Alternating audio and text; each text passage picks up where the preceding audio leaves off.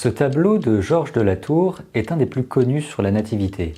Le peintre français, né entre le XVIe et le XVIIe siècle, est connu pour être un des maîtres du clair-obscur.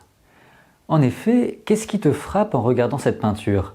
N'est-ce pas ce puits de lumière et ces ombres marquées cachant presque les personnages? Le contraste est très important. Nous voyons que le peintre a souhaité, par cette technique, mettre en avant une partie de la scène ou un personnage. Penchons-nous donc sur le personnage qui est au cœur de ce puits de lumière.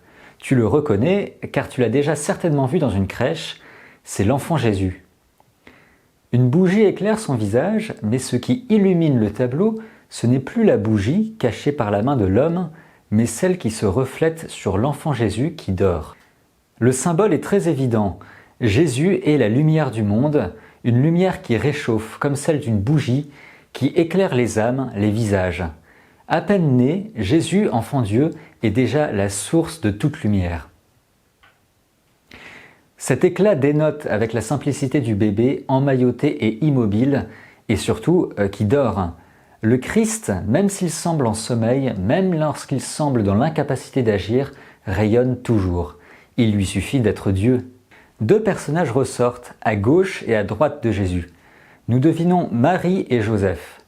Elle prie, les mains jointes, le regard apaisé sur cet enfant à qui elle a donné la vie et qui sauvera l'humanité. Elle est illuminée d'une manière différente de celle de l'autre femme. Saint Joseph, lui, porte cette lumière. Il a dans sa main le coffre matériel et sa position, ajoutée à cette barbe rappelant la sagesse, montre que Joseph est le protecteur de la famille. Marie et Joseph sont ceux qui agissent dans le tableau. Marie prie, elle garde tout en son cœur, comme le disent les évangiles, et Joseph, en action, est celui qui prend les bonnes décisions pour cette famille qui lui est confiée. Nous n'aurons pas assez de temps pour étudier les autres personnages. Plus dans l'ombre, ils adorent cet enfant Dieu, le sauveur et la lumière du monde. Voyons ce qui ressort de cela. Ce tableau représente le mystère de l'incarnation, Dieu qui prend chair. Mais pas seulement. Le peintre a voulu rappeler que ce mystère répond à un autre mystère, celui de la mort et de la résurrection. Comment a-t-il fait? Regarde bien entre Marie et le jeune berger. Tu y verras un petit agneau. Cet agneau, tu le sais peut-être, représente le Christ, mais le Christ qui s'offre en sacrifice pour nous sauver.